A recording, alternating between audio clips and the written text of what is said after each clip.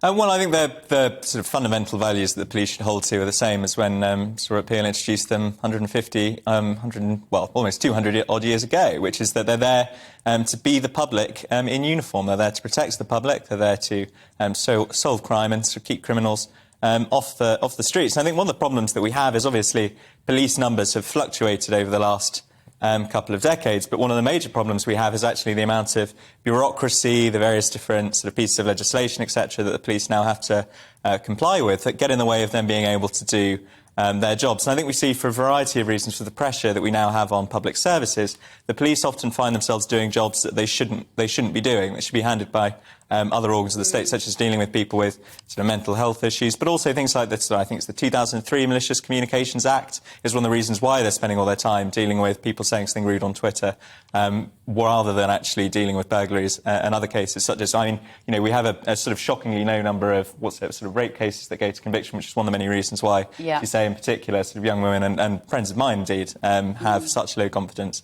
in the police at the moment. But I think the situation is recoverable. The legislation needs to be changed. Yes, I think some things need to be done on numbers, but I think that sometimes that's a bit of a sort of false argument. But I'm quite pro the police, fundamentally. I used to actually want to be a police officer, but of the sort of Inspector Morse, Jaguar driving, real ale drinking variety rather than your average Bobby on the beat. So I am quite pro police in that sense. See, my mother was the first. We've all got a police connection here. You're too young to really. You're not been. Wasn't the first police officer? Didn't he share your name in the first Met? Yeah, police I think officer? so. Yeah, I think the first Met police officer was called William Atkinson. Oh, well, there you go. Yeah, I'm not sure if I'm either related or named after. But, fired on his first week or yeah, I think so. I think that's the story. It's a long time since I've researched it properly. Yeah. Well,